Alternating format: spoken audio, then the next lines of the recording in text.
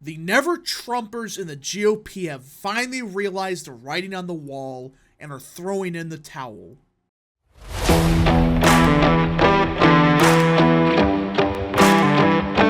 What is up, people of the internet? It is me, Real American, back again with a new video, and today it is time that we talk about the 2024 Republican presidential primary. Because everyone, it appears that the never-Trump GOP establishment, whatever you want to call these people, have finally seen the writing on the wall. As many Republicans that are quote-unquote Republicans and are anti-Trump are throwing in the towel and just saying, well, we tried. It seems like Trump, he's just unstoppable. Yep. It seems like the GOP establishment grew 5 brain cells and understood you're not beating Trump in the primary. Good luck. Now, before we continue with today's video, I hope you enjoy these type of videos. If you do, smash the like button down below, subscribe, share with your friends, hit that little bell, follow the social media accounts in the description down below, and of course, join the channel today. Guys, just for $1 a month, you can join Real American. This is the best way to support the daily content that we all know and love. So I hope and recommend you join the channel today. Alright, everybody, and again, this doesn't mean that they're not going to spend $100 million more on trying to beat Trump. It just means they kind of realized, well, we had our opportunity and, well, it didn't go too well. So let's look at it. A growing number of anti-Trump Republicans are giving up and giving into the belief that nothing will stop him from winning the GOP's presidential nomination. The fact that these morons have realized now that, oh, wait, Trump is unstoppable. You had your opportunity early in the year. Ron DeSantis had a chance to take out Trump. It's true. But his campaign was absolutely incompetent. And well, Trump's been running a very good campaign based on the issues. I'm not saying there aren't some problems here and there, but for those that are saying that, oh, he's not on message and it's worse than 2020, what reality are you living in? Trump's been far more on message than he ever was in 2020. And, well, it's just shocking that these idiots have just realized now that Trump is not going to lose. Despite former President Trump's poor record in the last 3 elections, of course, they have to spin it. Axios has to do their usual spin on things. He has increasingly violent rhetoric and, and 4 felony indictments. Axios, you're usually good on sources, but this is why nobody likes the media, the increasingly violent rhetoric. Yeah, as Hillary Clinton says, we have to put these MAGA people in re-education camps. Whatever. Many anti-Trump Republicans quietly are stepping back from pushing for an alternative. They've concluded that the GOP base can't quit Trump. No. It's just he's the best option. These morons are so out of touch, it's unbelievable. I mean, are they just thinking Trump can't be beat because it's a cult? Is that what this is really about?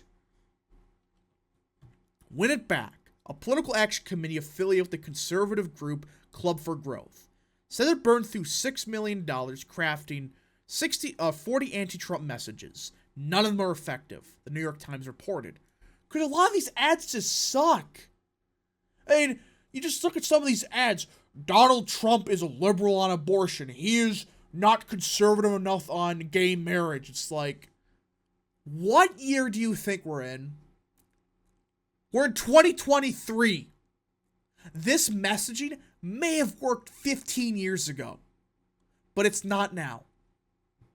Republican Accountability PAC, a group of former Trump voters dedicated to moving beyond the former president, is giving up on the primary after spending $1 million in ads in Iowa.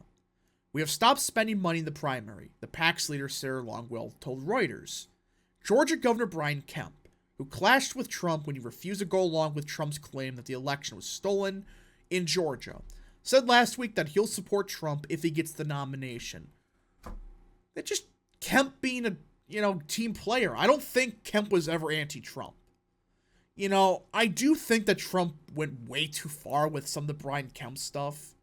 I always did. I never was a big fan of Kemp, but I think some of the stuff was a bit too far. I just think Brian Kemp is a team player. And I think Trump has, I would say realized he made a mistake with the Brian Kemp stuff, but who knows. Florida Governor Ron DeSantis, once generally seen as the best prospect to take down Trump in the primaries, has been in downward spiral since July. More like since April. Two of his biggest donors in the primary and Florida gubernatorial race have paused their support or have decided to stop backing him. I'm just baffled that these morons are just realizing now you can't beat Trump. You idiots. You had your shot in early April, early March, early February. That was when you had an opportunity. But the pure incompetence of the DeSantis campaign blew any shot you had at beating Trump. You alienated tens of millions of potential voters with your garbage on Twitter saying, it's a MAGA cult, it's a Trump bad, Orange Man bad, they're incompetent, they should be sent to camps. It's like, who do you think's gonna vote for you when you're attacking everybody under the frickin' sun for merely saying, I think I'm leaning towards Trump, but I'm undecided. In a sign of DeSantis' struggles, Trump, obsessed with blasting the Florida governor for much of the year, is now taking aim at the former UN ambassador Nikki Haley, who's done well in 2 GOP debates and is outpolling DeSantis in New Hampshire. Thursday morning, Trump complained on Truth Social that Fox News had been pushing Nikki Bird Brain Haley after having totally given up on Ron DeSanctimonious. That's actually true. Fox News, listen, don't let freaking Axios, bullshit you. They were 100% pushing DeSantis this entire year. They were! Basically every day, even before 2023. It was every day. Ron DeSantis did this. Ron DeSantis. Ron DeSantis. Ron DeSantis. Trump bad. They fire any pro-Trump people. They force people to be anti-Trump on air. Further down the ballot, Republican Senate candidates increasingly are aligning themselves with Trump and casting their opponents as anti-Trump. Ohio Secretary of State Frank LaRose, who has declined to endorse the GOP primary, called Trump's stolen election claims irresponsible and said Trump's endorsement doesn't carry the same weight it used to. Endorsed Trump before meeting the former president at his Bedminster, New Jersey golf club over the summer. These frickin' people. 5 minutes ago. Trump, his endorsement doesn't matter. Oh, now suddenly it's, oh shit, I'm down by 50 in the poll. Oh, crap, I gotta frickin' get the endorsement of Trump. I'm not saying LaRose is down by 50, but it just seems like these morons have waited now to realize that I can't get over it.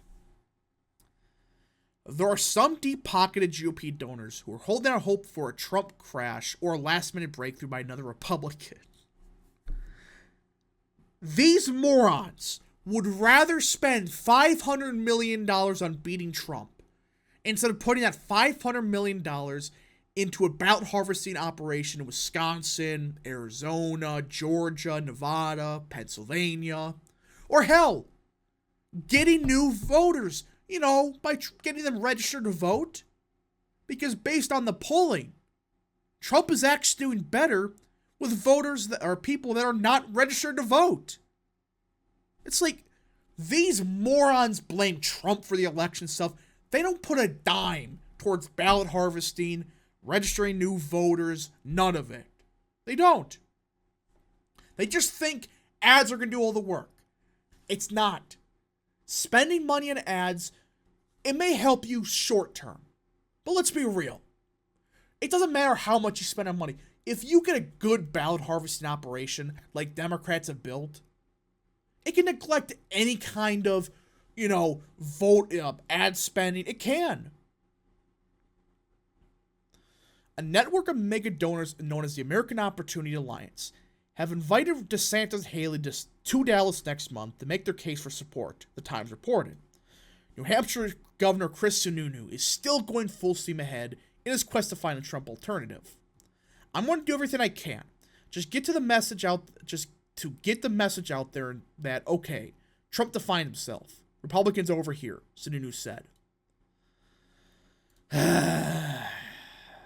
It's unbelievable that these people have waited all this time to realize, wait a minute, Trump can't be beaten.